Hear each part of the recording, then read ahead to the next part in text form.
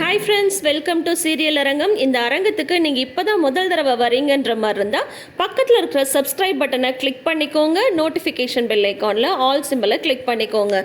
இப்போ வாங்க அழகிய அழகு சீரியலுக்கான ரிவ்யூவை வந்து பார்த்தலாமா.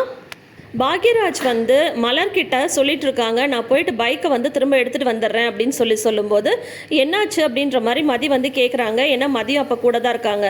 அதுக்கப்புறம் நீங்கள் போய் எடுத்துகிட்டு வாங்க அப்படின்னு சொல்லிட்டு அதுக்கப்புறம் தான் வந்து பார்த்தா மலர் வந்து சொல்லிட்டு இருக்காங்க, இந்த மாதிரி வந்து நேற்று நாங்கள் வெளியில் போனது வந்து இவரோட பைக் கிடையாது, அவர் வாட்டர் வாஷ்க்கு பைக் கொடுத்துருக்கேன்னு சொன்னது வந்து போய் இந்த வீட்டில் எந்த ஒரு ஃபங்க்ஷன் இல்லை எந்த ஒரு செலவு அப்படின்னாலும் இவர் தான் வந்து செலவு பண்ணிகிட்ருப்பாரு. அப்படி ரேவதியோட பசங்களோட காது குத்துக்காக பணம் வந்து வாங்கியிருந்தாரு, அந்த பணத்துக்கு வட்டி கட்டல அப்படின்றதுக்காக அவங்க வந்து பைக்கை வந்து தூக்கிட்டு போயிட்டாங்க. அதனால வந்து நேற்று என் பிறந்தநாள் வர போயிடுச்சு, என்னடா பண்ணுறது, நான் வர நிறைய விஷயம் ஆசைப்பட்டிருந்தேன்றதுக்காக இவர் வந்து ஃப்ரெண்டோட பைக்கை தான் வந்து வாங்கிட்டு இருந்திருந்தாரு.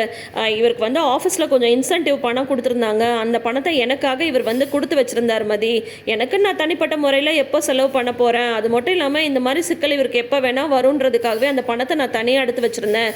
இப்போ அந்த பணத்தை தான் கொடுத்துருக்கேன், போய் பைக்கை வந்து எடுத்துகிட்டு வாங்கன்னு சொல்லிட்டு நீயே சொல்லு, ஆஃபீஸ்க்கு போகிறவருக்கு வந்து பைக் வேணாமா, இன்னொருத்தவங்க கிட்ட நம்ம எப்படி ஹெல்ப் கேட்க முடியும் அப்படின்னு சொல்லிட்டு வந்து மலர் வந்து ஒரு நிமிஷம் நீங்கள் ஏதாவது ஜூஸ் ஏதாவது குடிச்சிட்டு போங்க அப்படின்னு சொல்லிட்டு ஜூஸ் போடுறதுக்காக உள்ளே போகிறாங்க மலர். அந்த டைம் பார்த்து பாக்யராஜ் வந்து மதிக்கிட்ட சொல்லிட்டு இருக்காங்க, மலரை பார்த்தியாப்பா, அவளுக்குன்னு செலவு பண்ணிக்கோன்னு சொல்லிட்டு தான்ப்பா நான் வந்து கொடுத்தேன், ஆனால் எனக்கு தேவைப்படும் அவள் வந்து தனியாக எடுத்து வச்சிட்ருக்கா, அவளுக்குன்னு அவள் எப்போவுமே எதுவுமே செஞ்சுக்கிறது இல்லைப்பா, நேற்று அவள் ஆசைப்பட்டு அவள் பர்த்டேக்காக சில விஷயங்கள் வந்து கேட்டிருந்தால, அதுக்காக தான் ஃப்ரெண்டுக்கிட்ட நான் வந்து பைக் வாங்கிட்டு வந்தேன், அவள் எப்போவுமே இப்படி தான் அடுத்தவங்களுக்காக மட்டும்தான் யோசிப்பா, தனக்கு நம்ம வந்து யோசிக்கவே மாட்டா அப்படின்ற மாதிரி வந்து பாக்யராஜ் வந்து மலரை பற்றி சொல்லிட்டு இருக்காங்க. மதிக்கு இதெல்லாம் கேட்டுட்டு ஒரே ஆச்சரியமாக இருக்குது. அதே சமயம் அவங்க ரெண்டு பேருக்குள்ளார இருக்கிற அண்டர்ஸ்டாண்டிங்கை பார்த்து பூரிப்பாகவும் இருக்குது. அதுக்கப்புறம் வந்து பார்த்தா மதி வந்து ஆன்லைன் கிளாஸ் எடுத்துகிட்டு இருக்காங்க. உள்ள ரூமில் வந்து நெட்வொர்க் இல்லை அப்படின்னு சொல்லிட்டு ஹாலில் உட்காந்து எடுத்துகிட்டு இருக்காங்க.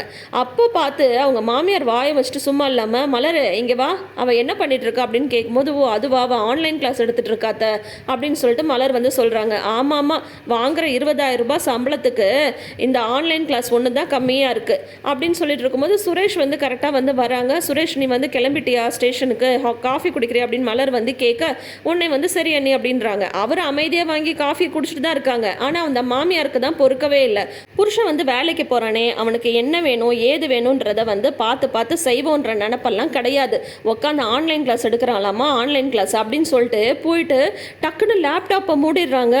மதி வந்து ஹெட்ஃபோன் போட்டுட்டு தான் இருக்காங்க. மலர் வந்து சொல்கிறாங்க, அத்தை நீங்கள் பேசுகிறது அங்கே கேட்டுற போகுது அப்படிங்கும்போது உடனே வந்து அந்த ராகவன் வந்து சொல்கிறாரு, கேட்டால் கேட்கட்டும், வீட்டில் யார் பேச்சையாவது இவ வந்து கேட்குறாளா, இல்லை பெரியவங்க சொல்கிறதையாவது வந்து கேட்குறாளா, நடு ஹாலில் உட்காந்துட்டு கிளாஸ் எடுத்துகிட்டு இருந்தோம், மற்றவங்கெல்லாம் அவங்கவுங்க வேலையை வந்து பார்க்க வேண்டாமா அப்படின்னு சொல்லும்போது உடனே மதி வந்துட்டு மியூட் பண்ணிவிட்டு உடனே சொல்கிறாங்க, இன்னும் ஒரு 10 நிமிஷத்தை கிளாஸே வந்து முடிஞ்சிடும், உள்ளே வந்து நெட்வொர்க் இல்லை, அதனால தான் இங்கே உட்காந்து எடுத்துகிட்ருக்கேன் அப்படின்னு சொல்லிட்டு சொல்கிறாங்க. நெட்வொர்க் இல்லைன்னா அந்த மாதிரி கிளாஸ் எடுக்கணும்னு என்ன இருக்குது, காலேஜுக்கு போயிட்டு வரதுக்கு மட்டும் இல்லாமல் இன்றைக்கி வந்து லீவ் போட்டால் சும்மா இருக்க முடியாதா, வீட்டில் உட்காந்து அதுக்கு வேறு வந்து கிளாஸ் எடுத்துகிட்டு இருக்கணுமா அப்படின்ட்டு ஒரே பாட்டாக பாடுறாங்க. அதை விட கிளாஸ் எடுத்துட்டு இருக்க லேப்டாப்பை மூடுறது எவ்வளோ ஒரு அநாகரிகமான ஒரு செயல் இல்லையா. அதுக்கப்புறம் வந்து மதி கடுப்பாயிடுறாங்க. வந்து அவங்க எழுந்து உள்ளேயே போயிடுறாங்க. அப்புறம் சுரேஷ் வந்து உள்ளே இருக்காங்க. வெளியில் நடந்ததெல்லாம் நீங்கள் பார்த்துட்டு தானே இருந்தீங்க அப்படின்னு சொல்லும்போது, வீட்டில் அம்மா அப்பா என்ன சொல்கிறாங்களோ அதை நீ செய்ய வேண்டியது தானே, எங்கடா வந்து சண்டை எடுக்கலானே நீ வந்து பார்த்துட்டு இருப்பியா அப்படிங்கும்போது, நீ பாட்டுக்கு நீ கிளாஸ் எடுக்கணும்னா உள்ளே உட்காந்து கிளாஸ் எடுக்க வேண்டியது தானேன்னு சுரேஷ் சொல்கிறாரு. நீங்களும் புரிஞ்சுக்காம பேசுகிறீங்க, நான் சொன்னது உங்கள் காதில் விழுந்ததா இல்லையா, உள்ளே வந்து நெட்வொர்க் இல்லைன்னு சொல்லிட்டு தானே வெளியில் உட்காந்து கிளாஸ் எடுத்துகிட்டு இருந்தேன், நான் வந்து மற்றவங்க யாரையாவது வந்து டிஸ்டர்ப் பண்ணிட்டு இருந்தேன்னா இல்லை, ஆனால் கிளாஸ் எடுக்கும் போது வீடியோ ஆனில் இருக்கும்போதே உங்கள் அம்மா வந்து லேப்டாப்பை மூடிட்டு போகிறாங்க, இதெல்லாம் வந்து நீங்கள் கேட்கவே மாட்டிங்களா அப்படின்னு சொல்லிட்டு சொல்லும்போது, அவங்க சொல்கிற மாதிரி நீ என்னைக்காவது வந்து கேட்டிருக்கியா, அவங்க சொல்கிற மாதிரி நீ கேட்டால் நீ சொல்கிறத அவங்க வந்து கேட்பாங்க, நீ அதை எதுவும் செய்கிறதே இல்லையே, உனக்கு என்ன தோணுதோ அதை மட்டும் தானே நீ வந்து செஞ்சிட்ருக்க, அப்போ அவங்கள போய் நான் வந்து என்னன்னு சொல்லிட்டு கேட்க முடியும், அப்படியெல்லாம் எதுவும் கேட்க முடியாது அப்படின்ற மாதிரி ஒரு பொறுப்பே இல்லாமல் வந்து பேசிட்டு போகிறாங்க. சுரேஷ், நீங்கள் பண்ணுறது கொஞ்சம் கூட சரியில்லை. ஒரு ஆன்லைன் கிளாஸ்னால் எப்படி இருக்குன்றது உங்களுக்கு வந்து தெரியாதா, 10 நிமிஷத்தில் கிளாஸே முடிஞ்சிடும்னு சொல்ல அவங்க அம்மா அந்த மாதிரி பண்ணாங்கன்னா இந்த சுரேஷ் வேறு இதுக்கு சப்போர்ட் பண்ணிட்டு இருக்காரு. எப்போ தான் சுரேஷ் வந்து மதியை புரிஞ்சுக்க போகிறாங்கன்னே வந்து தெரியல. சில விஷயங்களை வந்து இவங்க சுட்டி காட்டுறத வந்து அவங்க ரூல்ஸ் போடுறாங்க வீட்டிலன்ற மாதிரி இவங்களாம் வந்து எடுத்துகிட்டு இருக்காங்க. மதியோட மாமனாரும் மாமியாரும் இவங்க 2 பேர்கிட்டலாம் மருமகளாக போய் வாழ்கிறதுன்றதுல உலகத்திலேயே ஒரு பெரிய கொடுமையான ஒரு விஷயந்தான். சரி, ஓகே. இப்போ வந்து பாக்யராஜ் வந்து பைக் எடுத்துகிட்டு ஆஃபீஸ்க்கு போயிட்டுருக்காரு. அப்போ வந்து பார்த்தா ரேவதி கால் பண்ணி பேசலாம் அப்படின்னு சொல்லிட்டு மறுபடியும் மனசு கேட்காம ரேவதிக்கு வந்து கால் பண்ணுறாங்க. உடனே வந்துட்டு, என்ன ரேவதி நைட்டு தூங்குனியா? அவர் தானே நைட்டு உன்னை வந்து வெளியில் அனுப்புனாரு. நீ ஏன்பா நான் கூப்பிட்டப்பயே என் கூட வரல அப்படிங்கும் போது, அண்ணன் அவரை தான் வெளியில் அனுப்புனாருன்றது உனக்கு தெரியுன்றதும் எனக்கு வந்து நல்லாவே தெரியும்ண்ணே. என்னை என்ன பண்ண சொல்கிற? யோசிச்சு பாரு, அந்த நேரத்துக்கு நான் வந்து பிள்ளைங்களை கூட்டிகிட்டு வந்து வீட்டில் நின்னா எவ்வளோ பெரிய பிரச்சனையாயிருக்கும் தெரியுமா? என்ன பண்ணுறது, என் விதி இதுதான் சொல்லிட்டு நான் வந்து போயிட்டுருக்கேனே. என்னால் அப்புறம் மறுபடியும் உனக்கு தான் வந்து பிரச்சனையாகும். நீ தான் வந்து என்னை கூட்டிகிட்டு வந்தான்னு தெரிஞ்சால் அதுக்கும் அப்பா அம்மா வந்து திட்டுவாங்க அப்படின்ற மாதிரி ரேவதி வந்து சொல்கிறாங்க.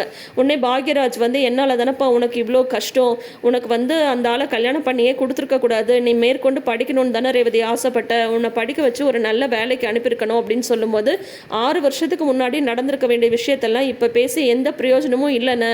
இதுதான் என் தலையெழுத்தே, நான் வந்து வாழ்ந்துக்கிறேன், நீ என்ன நினச்சி எல்லாம் ஒன்றும் வருத்தப்படாதண்ணே. அப்புறம் இன்னொரு விஷயம், நேற்று நடந்த விஷயத்த நீ அன்னிக்கிட்ட சொல்லிட்டியா அப்படின்னு சொல்லி கேட்குறாங்க.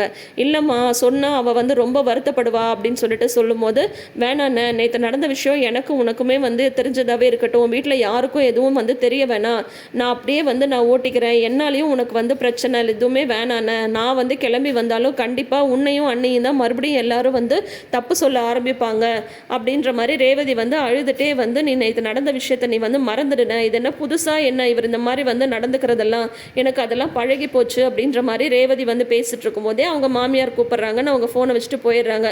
ஆனால் இருந்தாலும் இவங்களோட லைஃப் வந்து இவ்வளோ இதாக இருக்கே, கொஞ்சம் கூட புரிஞ்சிக்காத ஹஸ்பண்ட் மாமியாராக இருக்காங்கன்னு சொல்லிட்டு பாக்யராஜ் வந்து ரொம்பவே வருத்தப்பட்டுட்டு இருக்காரு.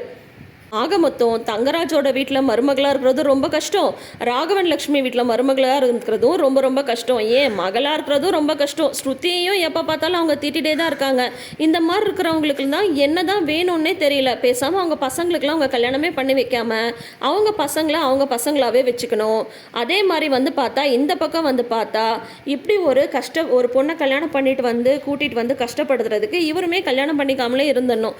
இந்த மாதிரி வந்து நம்பி வர்ற பொண்ணுங்களை கஷ்டப்படுத்திட்டு அவங்கள புரிஞ்சுக்கிறதுக்கும் ட்ரை பண்ணாமல், அவங்க சொல்ல வரதையும் புரிஞ்சுக்கிறதுக்கு ட்ரை பண்ணாமல், ஆக மொத்தம் பார்த்தா அழகு மலரும் சரி, அழகு மதியும் சரி, ரேவதியும் சரி ரொம்பவே கஷ்டப்பட்டு தான் அவங்க லைஃப்பை வந்து லீட் பண்ணிகிட்ருக்காங்க. மதியாவது வந்து வேலைக்கு போகிறாங்க, அவங்களோட சொந்த காலில் நிற்கிறாங்க. 20,000 சம்பளம்னு சொன்னதுலேருந்து 20,000க்கு வேலை பார்க்கணுமா, 20,000க்கு வேலை பார்க்கணுமான்னு அது வேற வந்து போட்டு டார்ச்சர் பண்ணிகிட்ருக்காங்க. மலர் வீட்டு வேலை செஞ்சே ஓஞ்சி போயிடுறாங்க. இந்த பக்கம் ரேவதியும் வீட்டு வேலை செய்கிறதும் சரி, அவங்க புருஷன் கிட்ட பாட்டு வாங்குறதும் சரின்னு சொல்லிட்டு எது செஞ்சாலும் தப்புன்னு சொல்கிற இடத்துல எப்படி தான் வந்து வாழ முடியும் சொல்லுங்கள்? நீங்கள் என்ன நினைக்கிறீங்கன்றதை மறக்காமல் கமெண்ட் செஷனில் வந்து சொல்லுங்கள். நம்ம சேனலை இப்போ தான் ஃபஸ்ட் டைம் பார்க்குறீங்கன்ற மாதிரி இருந்தால் சேனலை சப்ஸ்கிரைப் பண்ணிக்கோங்க, சப்போர்ட் பண்ணுங்கள். பார்ப்போம், ரசிப்போம், பகிர்வோம், தொடர்ந்து பயணிப்போம். தேங்க்யூ.